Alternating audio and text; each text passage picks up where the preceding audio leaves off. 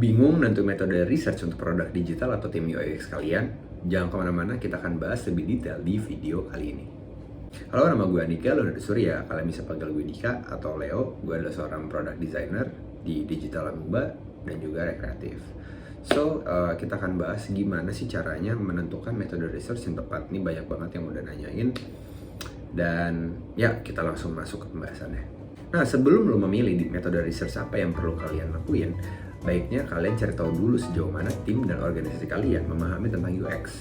Hal ini bisa kalian nilai dari UX maturity level mana tim atau perusahaan kalian berada. Oke, setelah kalian tahu UX maturity level yang ada di perusahaan atau tim kalian, baru kalian bisa nentuin metode research yang cocok untuk kalian implementasiin di project atau kasus kalian.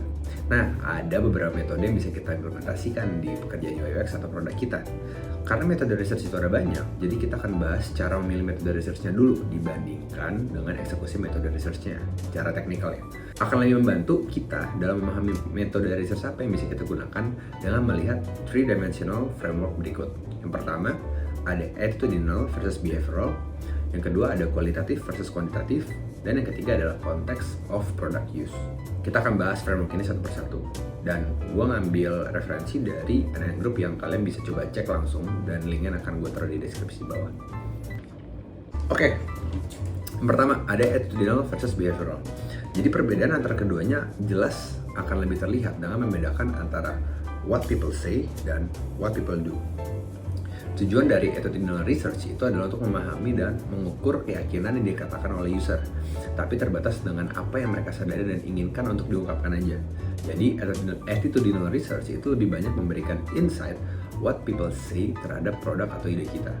Sedangkan untuk keperluan usability itu lebih cocok kalian menggunakan behavioral research. Karena mengingat si behavioral research itu bentuk aktivitasnya lebih menggali kecenderungan atau respon si user terhadap produk atau informasi yang diberikan.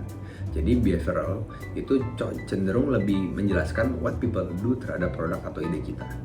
Oke, yang kedua sekarang, kualitatif versus kuantitatif. Nah, qualitative research itu cocok untuk menjawab why atau how to fix suatu konteks masalah yang muncul. Sedangkan quantitative research akan lebih maksimal untuk menjawab tipe pertanyaan how many atau how much. Nah, dengan adanya data kuantitatif akan lebih memudahkan kita memprioritaskan masalah untuk kita cari rekomendasi solusinya. Karena kita tahu secara jelas seberapa besar konteks masalah atau jumlah user yang akan merasakan atau mendapati masalah dari produk atau ide kita. Jadi kita bisa tahu seberapa besar impact yang akan terjadi jika kita selesaikan masalah tersebut. Nah, tentu dengan mengkolaborasikan data kualitatif, jadi akan mempermudah kita untuk memahami konteks why dari masalah yang user hadapi. Nah, yang ketiga ada the context of product use. Jadi perbedaan di ketiga ini itu bisa dibedain berdasarkan proses pada saat ngeriset dengan melihat bagaimana partisipan dari riset menggunakan produk atau ide kita. Nah, the context of product use itu bisa kita deskripsikan menjadi beberapa poin. Yang pertama ada natural atau penggunaan secara apa adanya dari produk atau ide kita. Nah, kelebihannya, goals-nya adalah untuk mendapatkan respon yang mendekati kenyataan dan apa adanya. Tapi kekurangannya akan sangat tidak terkontrol dengan konteks topik yang akan kita riset atau yang ingin kita riset. Nah, yang kedua ada scripted atau penggunaan produk yang diberikan task atau arahan pada saat riset. Nah, kelebihannya itu riset jadi lebih fokus ke penggunaan produk di area-area tertentu. Kita bisa arahin ke beberapa touch point atau titik-titik tertentu atau mungkin flow-flow tertentu. Jadi kita bisa melakukan validasi flow baru apakah sudah menjawab kebutuhan user atau tidak. Nah, kekurangannya kadang hasilnya itu bisa jadi ambigu atau sulit diambil kesimpulan jika hanya dilakukan oleh kurang dari 2 partisipan.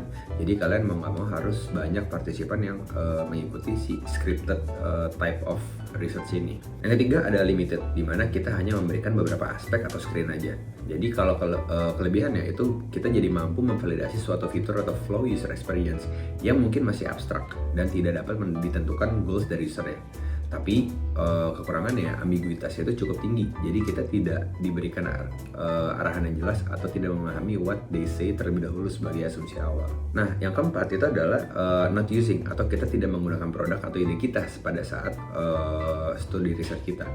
Nah, kelebihan ini adalah cocok untuk mengecek suatu masalah atau memvalidasi masalah yang lebih luas dari penggunaan fitur atau mungkin kegunaan produknya aja, karena akan lebih fokus kepada apa yang menjadi top of mind dari si user terhadap ide atau produk kita. Nah, kekurangannya itu adalah ambiguitasnya lebih tinggi lagi jika sedikit data yang bisa diambil ataupun sedikit insight kualitatif yang didapatkan.